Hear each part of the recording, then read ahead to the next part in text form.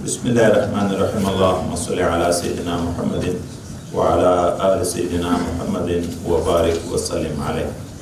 باب بیان د خوړلو د سمسرې کې باب عبارت پوهیږي بیا به تشریح کوو. سمسرې لیدلې خو به مې په ټول پیژنئ. دغه په خوړلو کې اختلاف ده. بعض علما وایي چې خوړل جائز بلا کراهیت او بعض وایي چې خوړل ممتنع دي. امام شافعي، امام مالک، امام احمد رحمهم الله هغه وایي چې خوړل جائز بلا کراهیت. امام صاحب او د ده ملګري وایي چې خوړل مکروه دي، ناروا دي. اوس نو دا اختلاف کې علما ولې راغلی؟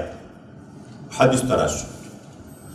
دلته په حدیث مبارک کې راغله چې د ان حضرت صلی الله علیه وسلم نه چا پوښتنه وکړه د سمسرې د غوښې د خوړلو نه. ان حضرت صلی الله علیه وسلم په جواب کې ورته ویلې زه نه خورم نه یې حرام بولم،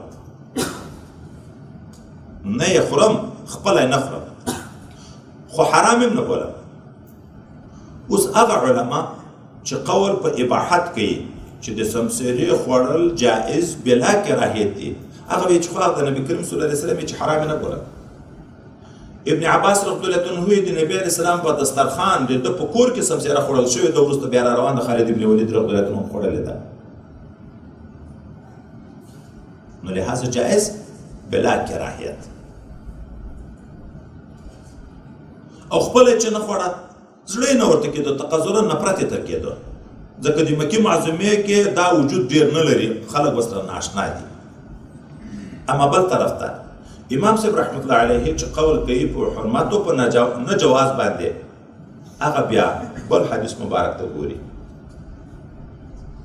یو حدیث مبارک راغلی چې چا سمسرې غوښه پخه شوې د هدیې په شکل د ان حضرت صلی الله علیه وسلم کور ته راولېږله.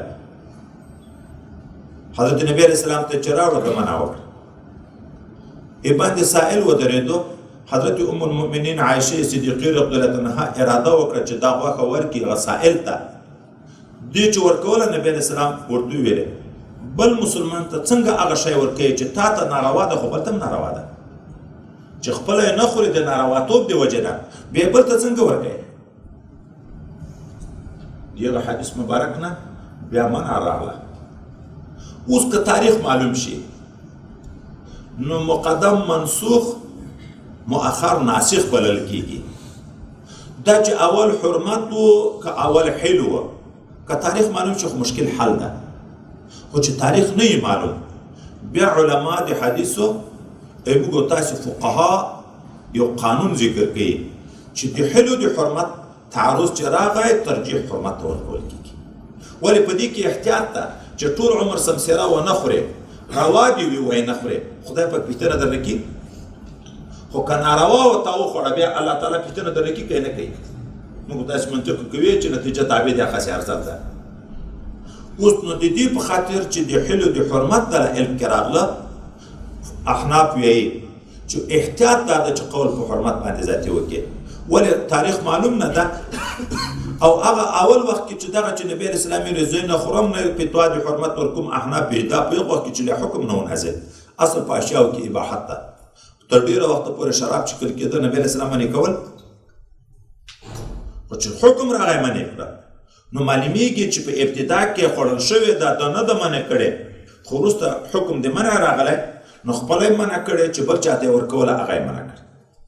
نو موږ په قول ناجایز د دا نور ائمو په قول جایز، ځکه اوس هم په عربو کې بهترین خوراک دغه ده. خو علما نور څه عجایبات دي کې د دغه سمسرې په متعلق کې د حیات الحیوان ملا چې عجایب المخلوقات ذکر کوي، هغه وایي چې دا تقریبا 700 کلو پورې عمر کړی شي. 700 کلو پورې چې څوک یې مړه نه کړي او سمسره ژوند رسېدی شي. او دا اوبه نه چکي، صرف هوا ته خوله نیسي، اتنده پیغه ماتي، په 40 شپو کې یو څاڅکی بولې کوي. او دا 700 کلو کې د دې غاښونه نه لویږي. حتی څوک وی چې غاښونه یې مستقل دي نو ټول یو اړ ده لکه وورۍ لاندې باندې یو اډوکی د مکمل بیخي لویږي نه خو دا هم د عجایباتو نه ده چې سینوان ذکر بیخ یو د سرونه یې دوه دي دا ذکر د دوی وایي ځکه هم دې ته ذکران ویلی کېږي په عربي کې د دوی باندې اطلاق د ذکران هم کېږي د ذکر بیخ یو د سرونه یې دوه دي دا د سمسیري په متعلق کې لنډه خبر شوه د موږ حکم دا د موږ په مذهب باندې چې خوړل یې مکروه تحریمي او د ائمو په مذهب باندې جایز